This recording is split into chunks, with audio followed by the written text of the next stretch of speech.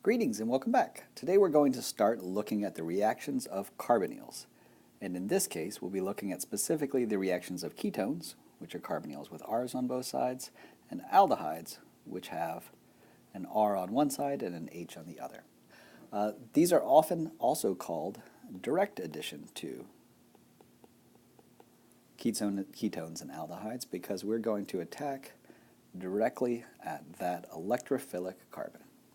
So while we're here, let's remember our reactions between nucleophiles and alkyl halides. So these are the SN2 reactions that we first did. So you may remember that the halogen pulls electrons away from the carbon. Therefore, this halogen acts like a leaving group, and that carbon acts like an electrophile. All because the leaving group is pulling electron density away, it's partially minus. That carbon is losing it, so it's partially plus, doesn't have enough electrons. And so the mechanism that we see is a nucleophile attacks an electrophile and kicks off the leaving group. We see very similar reactions happen when we have strong nucleophiles react with carbonyls of either a ketone or an aldehyde. Well, once again, we have an oxygen pulling electrons away from a carbon. Therefore, that oxygen would be partially negative charged, and that carbon would be partially positive charged. That oxygen isn't exactly going to leave off, so you may or may not call it a leaving group, but definitely that carbon right there is electrophilic because it's having its electrons withdrawn. And in the exact same way, the nucleophile can attack the carbon and kick electrons up to the O, therefore losing one of those bonds. So overall, the reactions between nucleophiles and carbonyls are almost exactly the same as the reactions between nucleophiles and alkyl halides. So let's jump in and see some specific examples. There are many different strong nucleophiles that we discussed earlier in this course. So I'm going to give you some examples of some that don't work, and then we'll move into some that work very well. So let's say that we have a ketone here. I'll make it acetone, so it's just got methyl groups on both sides, and we react this with OH minus. So OH minus is a pretty strong nucleophile, and it would attack that carbon, kicking electrons up to the O, and that would give us a product that had a new O minus up there because we kicked a pair of electrons up. We still have both of those CH3s on each side. We have a new bond down here to an OH. So what we just did is we traded in an O minus on the left for an O minus on the right. And relatively speaking, oxygen's O minuses are of roughly equal energy. Therefore, a reaction energy diagram would look something like this, where we don't end up with something more stable than we started with. So there would also be a backwards reaction, where these electrons could come back down and kick off the O. We're not going to kick off a carbon. Of course, that would make a C minus, which is not stable. So essentially, this reaction is just completely reversible. So aldehydes and ketones react. They can react with O minuses. They can react with halogen minuses. And so let's give an example of a halogen minus. So we'll start off with an aldehyde this time. So we had a Br minus, which is a pretty good nucleophile. Once again, let's consider what happens when that Br minus attacks a carbonyl. We kick electrons up to that O, which would give us a new bond that would have a Br and an O minus.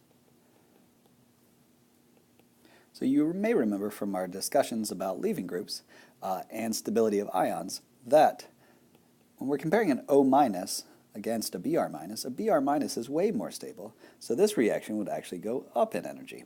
So this is definitely going to be reversible, and in fact, it would definitely prefer going backwards, and so not only won't this reaction go forward very much, but if it does, it'll go immediately backwards as well. So these are examples of reactions of ketones and aldehydes where they can react with strong nucleophiles, but they won't get us anywhere because they would prefer to go backwards. So we're going to just shove them up there in the corner and not really worry about them very much. But let's focus on irreversible reactions of ketones and aldehydes, or those that do get somewhere and don't really go back. So in this case, we have to consider very strong nucleophiles. So those that would be much more unstable before they react, making them more stable after they react. So once again, let's use a different ketone. We'll use this guy right here. And let's react that with a Grignard reagent. So a Grignard reagent was any type of carbons attached to MgX. In this case, we'll do MgCl. But remember that this guy acts like a nucleophile because it's, for all intents and purposes, the same thing as a CH3 minus. All right, so that is definitely a nucleophile, and what that will do is it will attack the carbon in the carbonyl, kick electrons up to the O, and that will give us a new molecule where a CH3 has been added on right here, and we would now have an O minus. If you consider the relative stability of a C minus, which is in our reaction, or reactants, and an O minus, which is in the product, an O minus is significantly more stable.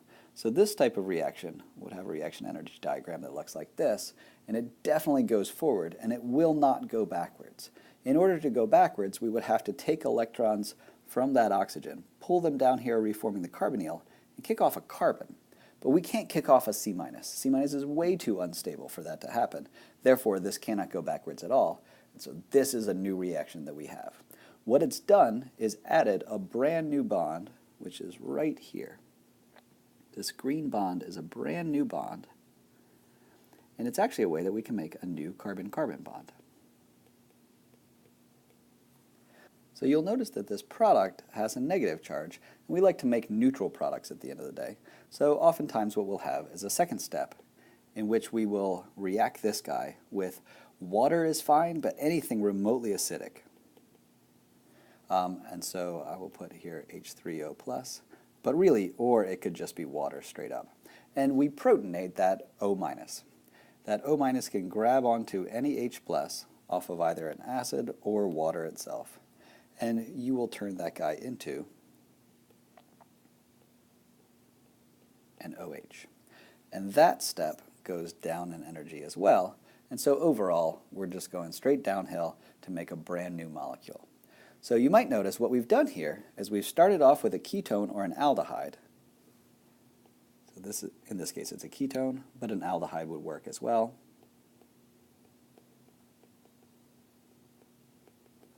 And the end product of this is an alcohol with more carbons. So I'm going to take this reaction and put this off to the side as well. Put this down here. And let's look at, I changed my mind, let's put it up here in the corner.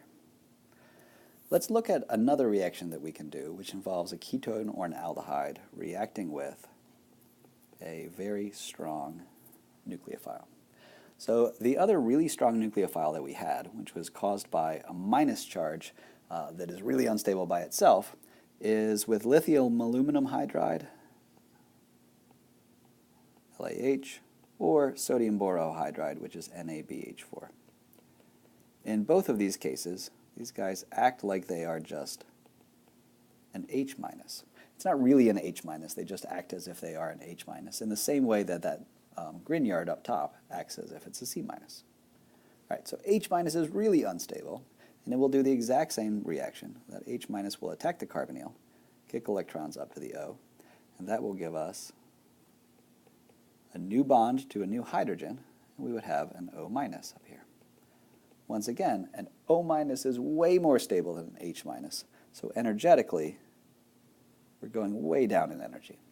But once again, we end up with an O- at the end, so our second step should be to protonate that O- using some type of acid or water.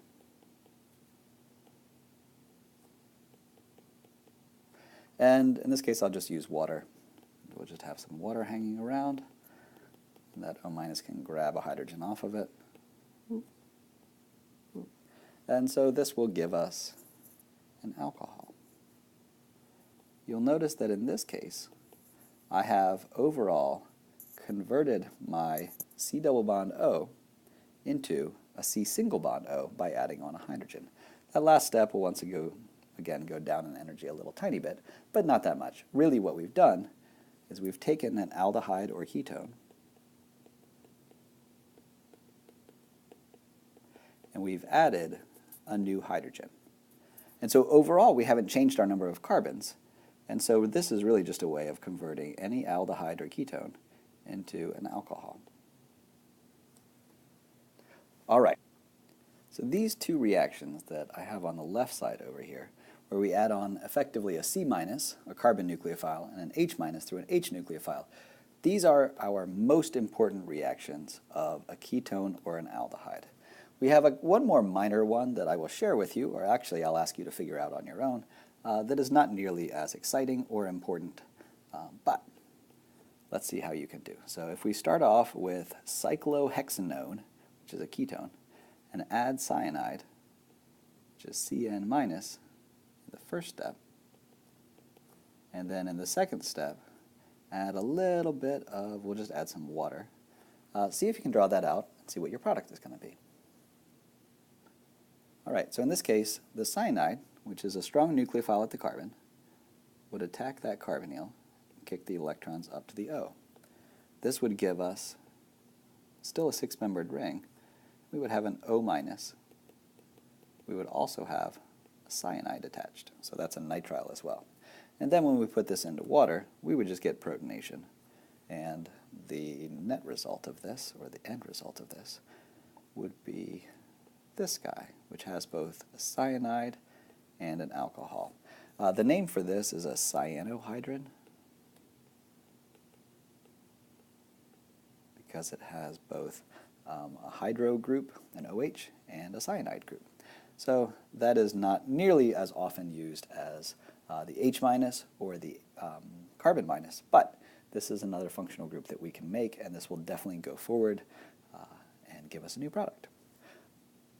So hopefully those reactions are pretty straightforward to you. You can see that the reactions between nucleophiles and electrophiles are the same as we've been talking about in the course up to this semester. So I'd like to invite you to consider something a little bit new. So we can draw a resonance structure of a carbonyl just by kicking these electrons up to the O. This is, of course, a minor structure because the electrons would definitely prefer to be shared, but we can make the case that there's a resonance structure with a C minus, or excuse me, a C plus and an O minus. So that's very much a minor resonance structure, and this is very much the major structure right here.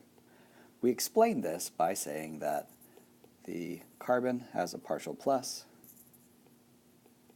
and the oxygen has a partial minus. There is a related electrophile which we call conjugated, and I'll draw out an example of this. This is a ketone with an alpha-beta unsaturation. So the carbons directly next to a carbonyl are sometimes called the alpha spot, and the carbons 2 carbons down are often called a beta spot. Well, alpha-beta unsaturated means that we have a double bond between the alpha and the beta spot. So there's something special about having that double bond, single bond, double bond, which is conjugation. And I'd like you to take this molecule and see if you can draw the resonance structures of it. So just like we did above, see what you can do, and what you'll find out is that there are 2 C pluses possible that are electrophiles. And this molecule right here, this alpha-beta unsaturated, has both an alkene and a ketone, and so therefore sometimes this is referred to as an enone, an alkene and a ketone.